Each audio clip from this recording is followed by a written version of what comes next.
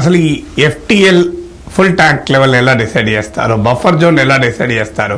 నేను ఒక ఆర్డినరీ ఒక మిడిల్ క్లాస్ పర్సన్, నేను ఒక వెంచర్లో ప్లాట్ కొనాలనుకుంటే నాకు ఎలా తెలుస్తుంది సార్ అది ఎఫ్టిఎల్లో ఉందా బఫర్ జోన్లో ఉందా? So how do I know, how to identify అసలు ఏంటి, how do you define FTL అంటే ఎలా డిఫైన్ చేస్తారు, బఫర్ జోన్ అంటే ఎలా డిఫైన్ చేస్తారు? ఇప్పుడు చెరువులో వర్షం వస్తుంది సార్, వర్షం వచ్చినప్పుడు చెరువులో వాటర్ అంతా కూడా వచ్చి చేరుతుంది. చేరినప్పుడు ఆ చెరువులో వాటర్ ఏదైతే హోల్డింగ్ కెపాసిటీ ఉంటుందో దానికి ఒక మనం అలుగు బారుతుంది అంటాం. మనం జనరల్గా ఒక లెవెల్ తర్వాత అలుగు బారుతుంది. అలుగు బారి ఆ వాటర్ అక్కడి నుంచి నెక్స్ట్ చెరువుకి ఒక నాలా ద్వారా లింక్ అయ్యి వెళ్తుంది అన్నమాట. ఆ అలుగు లెవెల్ ఏదైతే ఉందో దాన్నే మనం ఎఫ్టిఎల్గా తీసుకుంటాం. ఈ ఎఫ్టిఎల్ అనేది మన మెమోయిర్స్, చెరువుల మెమోయిర్స్ కూడా దాంట్లో వాటిలన్నింటిలో కూడా క్లియర్గా స్పెసిఫై చేస్తున్నాయి అనమాట. అంటే మన హిస్టారికల్ డేటాలో కూడా ఉన్నాయన్నమాట.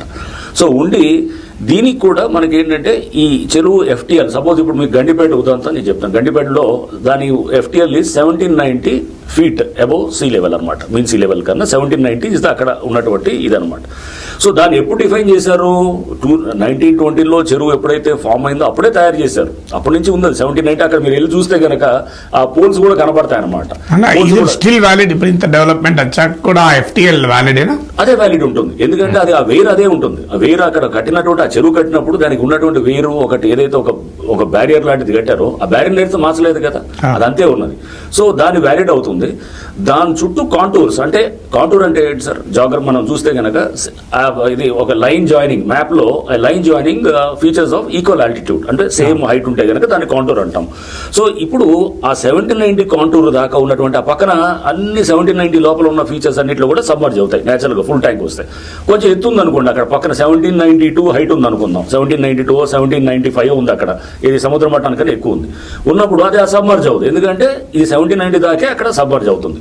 సో దీనికి అంటే మనం చెరువు తయారు చేసినప్పుడే దానికి ఎఫ్టిఎల్ అనేది డిసైడ్ చేయడం జరుగుతుంది. బట్ దానికి ష్రింక్ అయి ఉండొచ్చు, బట్ ఎఫ్టిఎల్ మారదు కానీ ష్రింక్ అవుతుంది చెరువు. ఇప్పుడు సపోజ్ ఆ చుట్టూ మనం ఏదో అంతా ఇచ్చేయటంతో ఏది బిల్డింగ్స్ లేకపోతే ఇది వచ్చి ఎఫ్టిఎల్ మటుకు అదే హైట్ ఉంటుంది అనమాట. ఎందుకంటే దాని వేరు అదే హైట్లో ఉందన్నమాట, వేరు అదే ఉంది, లేకపోతే అక్కడ ఉన్నటువంటి దాన్ని ఇది వస్తుంది. నెక్స్ట్ ఇవన్నీ కూడా మనకి బిల్డింగ్ రూల్స్లో చాలా క్లియర్గా స్పెసిఫై చేస్తున్నాయి. 2012లో బిల్డింగ్ రూల్స్ వచ్చున్నాయి. ఈ బిల్డింగ్ రూల్స్లో ఒక ఎఫ్టిఎల్ నుంచి ఎఫ్టిఎల్ ఒక సపోజ్ చెరువు దగ్గర ఎక్కడ కన్స్ట్రక్ట్ చేయాలి ఎక్కడ చేయకూడదు చాలా స్పష్టంగా ఉంది.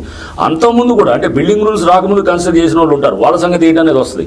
అంతకుముందు కూడా ఎప్పుడు కూడా చెరువులో ఎక్కడ కూడా కట్టడం అనేది చేయకూడదు అనేది చాలా స్పష్టంగా ఉన్నాయన్నమాట. ఇప్పుడు మన గ్రామాల్లోకి వెళ్తే అక్కడ కూడా మనకి చెప్తారు చెరువులో కట్టడం అనేది నిషేధం. చెరువు లోపల ప్రైవేట్ ల్యాండ్ ఉండడానికి వీల్లేదు. ప్రైవేట్ ల్యాండ్ మీరు అంటారు. ఇప్పుడు మొన్న నేను చూశాను, ఏది పట్టా ల్యాండ్ ఉంది మాదని చెప్పి మొన్న మేము డిమాండ్ మాకు పట్టా ల్యాండ్ ఉంది అంటారు, మీరు లేదని అన్నారు. పట్టా ల్యాండ్ ఉండొచ్చు, చెరువులో పట్టా ల్యాండ్ ఉంటుంది. పట్టా ల్యాండ్ ఉంటే కనుక అంటే చేసే టిపికల్ అంటే చేసేటటువంటి సిస్టమ్ ఎలా ఉంటుందంటే చెరువులో పట్టాలు ఇస్తారు. ఎందుకు ఇచ్చేవాళ్ళు పట్టాలు? చెరువులో నీళ్లు లేనప్పుడు డెడ్ స్టోరేజ్ అంటే షికమ్ ల్యాండ్ అంటాం, అది తక్కువ ఉన్నప్పుడు అప్పుడు అక్కడ పట్టాలంటే మొత్తం నీళ్లు లేవు.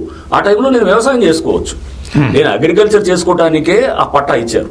అంతేకాని అగ్రికల్చర్ చేయడు కదా. ఎగ్జాక్ట్లీ. అంటే ఇప్పుడు అందరూ క్లెయిమ్ చేసి నాకు పట్టా ఉందంటారు. పట్టా ఉండొచ్చు, patta is meant for agriculture, not for raising structures. చాలా స్పష్టంగా బిల్డింగ్ రూల్స్ లో ఉంటాయి అనమాట. అక్కడ ఎన్కన్వెన్షన్ కట్టకుండా కావాలంటే తోట వేసుకోవచ్చు. నాగార్జున ఎగ్జాక్ట్లీ తోట వేసుకోవచ్చు. దాన్ని కూడా ఫీచర్స్ మార్చకూడదు, అంటే దాన్ని ఏదో హైట్ లేపి అని చేయకూడదు. అది అక్కడ దాన్ని ఎక్కడ గ్రావెల్ వేసి మట్టి వేసి దాన్ని లేపి హైట్ లేపి అక్కడ ఎక్కడ కూడా ఎటువంటి ఆల్టరేషన్స్ ఇన్ ఎఫ్టిఎల్ గానీ అంటే చెరువు మళ్ళీ ఫుల్ గా నిండినప్పుడు ఉండాలన్నమాట. దానికంటే ఎక్స్పాండ్ అవడానికి ఫ్రీగా ఉండాలి. ఆ వాటర్ చెరువుని ష్రింక్ కాకూడదు. చెరువు దాన్ని విస్తృతిని ఎక్కడ కూడా మనం మాన్యువల్ ఇంటర్వెన్షన్స్ తోటి అడ్డుకట్ట వేయకూడదు అనేది. బఫర్ జోన్ అంటే బఫర్ అంటే మీకు ఈ చెరువు ఒక్కొక్క చెరువు ఏరియా బట్టి ఉంటుంది. సపోజ్ దానికి ఒక 25 acres చెరువు ఉంది అనుకోండి సార్, దాని buffer zone will be some ఎంత 30 meters ఫ్రమ్ ఇది ఎఫ్టిఎల్ అని అంటారు అనమాట. ఎఫ్టిఎల్ కాంటూర్ ఇచ్చారు కింద చెప్పారు 1790 ఉంటుంది, దాని నుంచి ఒక 30 meterలు వెళ్తుంది అనమాట.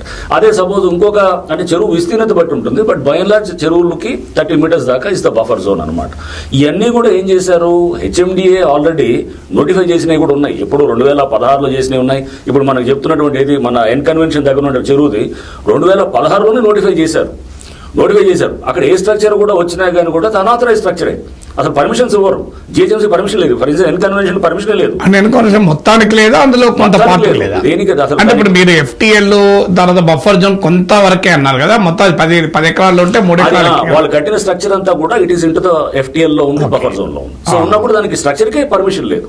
అంటే జిహెచ్ఎంసీ 10 ఏళ్ల నుంచి వీళ్ళు ట్రై చేస్తున్నా కానీ కూడా వాళ్ళకి ఎక్కడ పర్మిషన్ రావట్లేదు.